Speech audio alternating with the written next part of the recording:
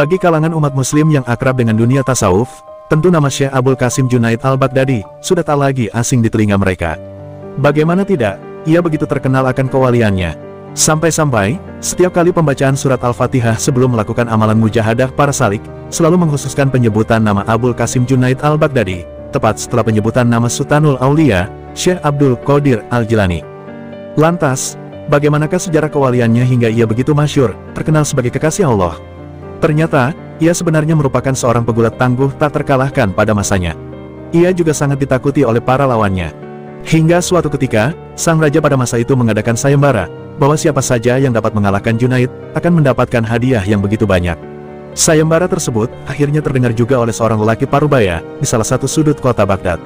Ia adalah seorang keturunan Rasulullah Muhammad SAW, yang hidupnya begitu memprihatinkan. Sudah beberapa hari terakhir keluarganya tak makan. Usianya juga sudah cukup tua, kira-kira 65 tahun.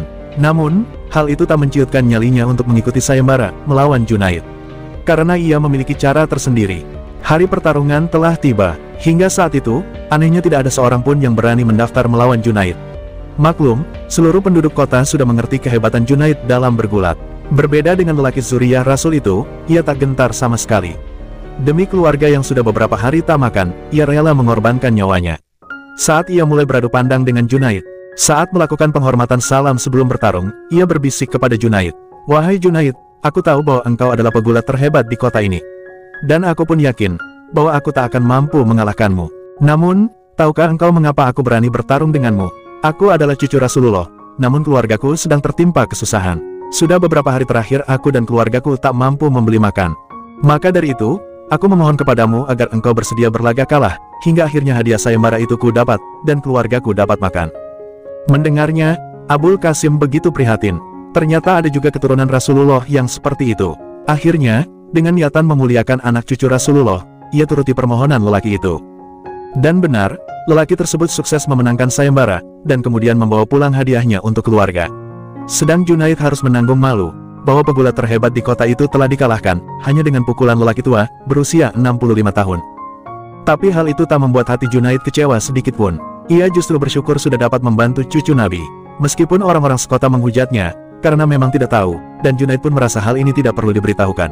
Hingga suatu malam yang indah, Junaid bermimpi ditemui oleh seorang lelaki, yang ketampanannya tak dapat tergambarkan oleh kata-kata. Ia begitu penuh dengan cahaya. Namun, keteduhan wajahnya dan kewibawaannya tak membuat mata silau, melihat pancaran cahaya dari dalam manusia terbaik sepanjang masa.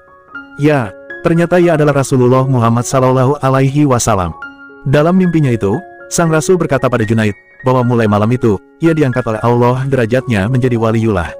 Bukan karena kekuatannya, melainkan karena ia telah rela menolong Zuriyah Rasul, anak cucu keturunan Rasulullah.